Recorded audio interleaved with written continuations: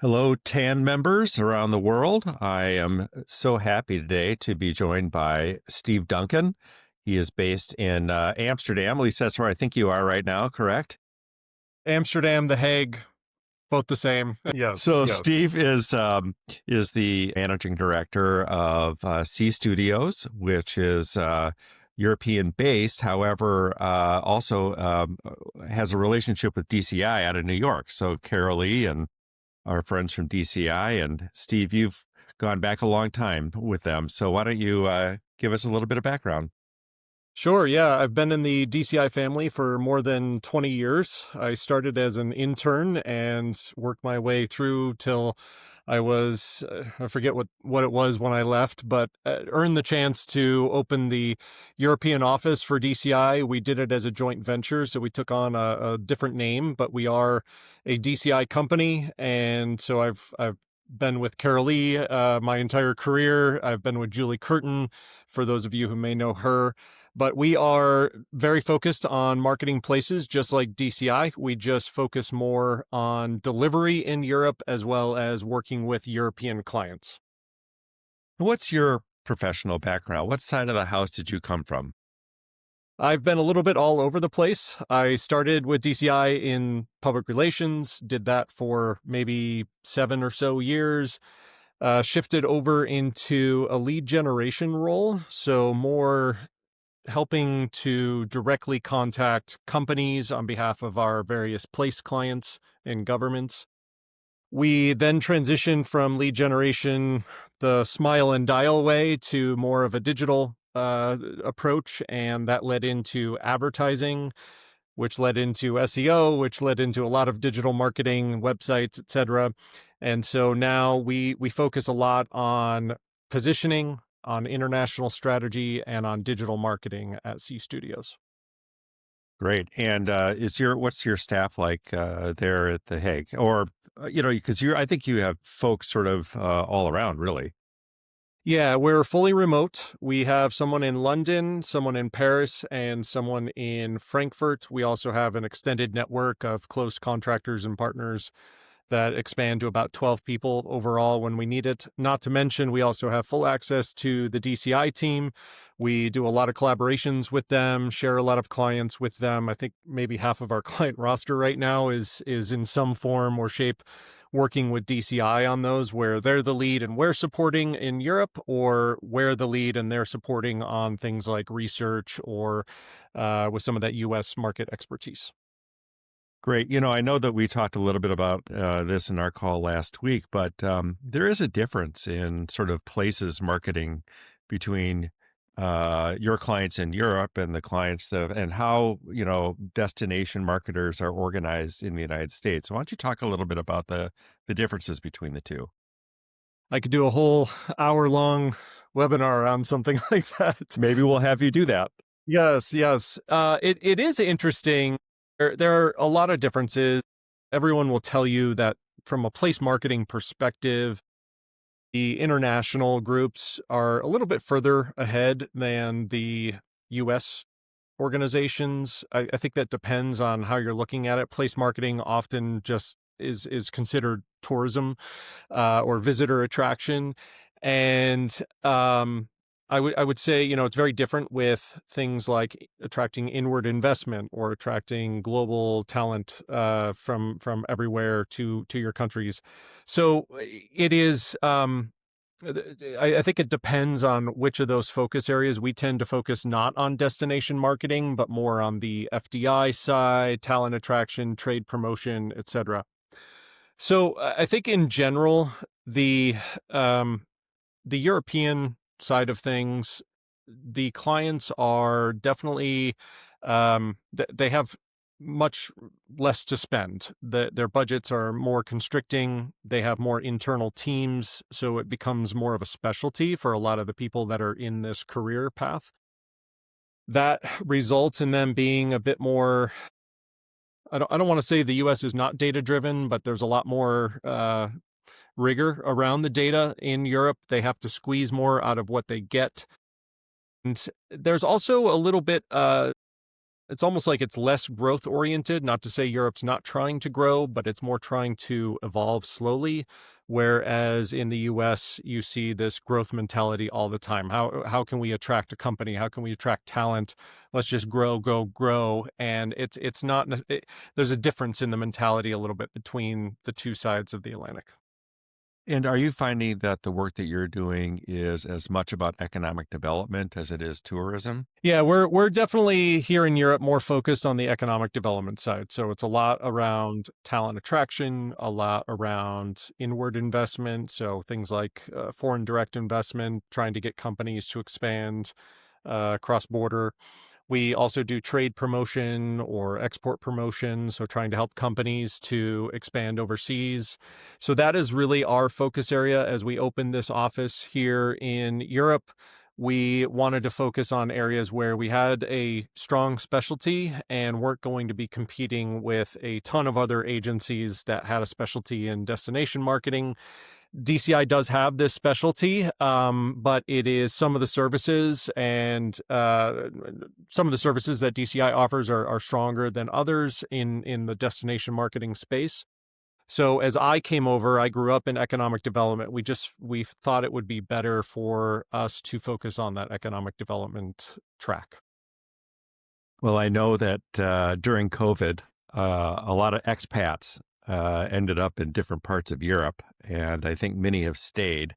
And I'm curious if you're seeing that as an ongoing trend in terms of maybe even attracting, whether it's company headquarters or other economic development. Are they is Europe seeing an ongoing sort of expat movement, not just from the United States but around the world? And is that having an impact? And is that impacting marketing, messaging, or how to attract companies or other sort of economic drivers for your clients? Yeah, interestingly, my renewal of my immigration status was up in the air for a little while because there was a whole influx of Americans trying to take advantage of certain rules between the two countries in particular, and it flooded the system, let's just say. But that's all behind me now. Um, I think the biggest area where there's been a big trend is uh, with regard to the scientific field and research. There are a lot of researchers who have had their budgets cut due to some of the federal cutbacks, and that has not allowed them to do their work, or it's put pressure on them. There's some politics involved too in terms of what work can I focus on that's not going to be interfered with.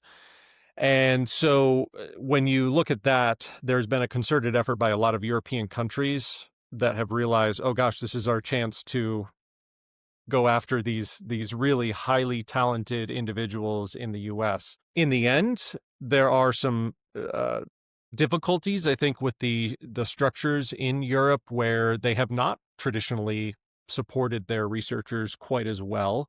And there are some shortcomings in that area that have been a reason why the US has been so attractive to these individuals. So there's been a concerted effort. I know Denmark has put a lot of effort into this. Austria has gone after it. The Netherlands certainly to go after, especially areas like Boston, New York, mostly the East Coast, certainly on the West Coast as well, where you have a lot of these researchers that have had some pressures that they've not traditionally had, and seeing this as an opportunity.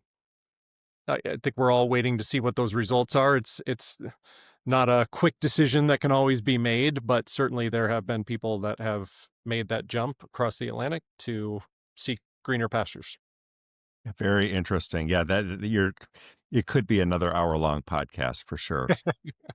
Tell me a little bit about, I know that you are sort of a new adjacent member now to Tan, and we're so happy to have you. What are you looking forward to? I know that this is not the first time that you've become aware of Tan and so forth, but tell me a little bit about what you hope to get out of it. And hopefully we'll be able to see you in Oslo coming up at our next European meeting. Yeah, I really look forward to meeting everyone. Really excited to jump in and share from my knowledge and learn from others and their knowledge. So really, I think the number one thing I'm looking forward to is just the knowledge exchange. The best way to learn is to just share with one another in an open format. Carolee has told me a lot about the transparency of the network, and that is really exciting for me. I've listened to some various podcasts around this where unfortunately you're limited to 20 minutes of content and you don't get to ask the questions that you want to ask. And so this affords me a bit of that opportunity. So looking forward to sharing and to learning. Interestingly, back when in my PR days, I used some Taan network agencies in Brazil and Asia to help with some of our client needs. So very familiar with the Taan network and have been a beneficiary of it in the past. And other agencies have been a beneficiary of our partnership as well. So really looking forward to jumping in and engaging. That's great. I mean, we're seeing so much of new agency models now, not just, where you have your principals and a group of freelance or sort of permalancers, if you will, all sorts of different models. And there's lots of opportunity for sure for collaboration. We still see a lot of that. So, Yeah, yeah. well, If I may, it's really interesting to me that I felt like just 5 years ago, 10 years ago, you could almost say, "Oh yeah, sure, we can do that," and your client would say, "Oh yeah, no problem, go for it," and whatnot. In the last 5 years, there's been so much catching up. There's been so much maturity in the industry. It's really fascinating to see the expectation of clients has really risen quite quickly. And if you're not an expert on things, it's really challenging to make that leap or say that you're an expert and just figure it out along the way. That was certainly a mentality that I had for many years, and it benefited us. But so that's one of the things that I'm really interested to just hear from other members about and learn from their experience as well. Well, I think for a company like yours, for an agency like C Studios, for an agency like DCI that has always, embraced the expertise that you have, a lot of our conversations among the network is the advent and onslaught of AI. And I happen to believe that while AI will certainly maybe automate certain processes or make us faster, I think it puts a premium on the human behind all of that and the relationships that you have. And I'm sure that you're having to accommodate and build and grow around that dynamic. Yeah, really interesting times right now. In these times, what I've been hearing a lot and also reading a lot is it's almost easier to predict what will never change or what is unlikely to change than it is to try to follow along with what is changing. And it just drives to some of these fundamental beliefs, fundamental systems that just tend to rule how work gets done and how business gets done. We did a big AI webinar ourselves for some of our clients recently, and the big theme, the big takeaway was a lot less is changing than maybe some of the headlines would have you believe. The fundamentals still matter, and we have to almost rely on those more than ever right now. Even though we don't know where everything else is going to be going, it's almost like the outputs are going to be changing a little bit. The how the work is getting done may change a little bit, but the fundamentals that govern how marketing is done, listening to your customers and, certain behaviors that consumers will always have, it's almost better to rely on that as your North Star going forward than it is to try to follow all the headlines. You'll drive yourself crazy otherwise. Absolutely. And as we all know, clients need to be able to either take credit for or point a finger at the humans in the process. That's called Yes. agency life. And so some things will never change, I'm sure. Yes, exactly. Right. Well, Steve, thank you so much for your time, and we look forward to seeing you in person. In mid 2026. I can't believe we're weeks away from that, but we're really looking forward to get to know you and having you participate in it. Thank you for the warm welcome. I appreciate it. And again, looking forward to meeting everyone.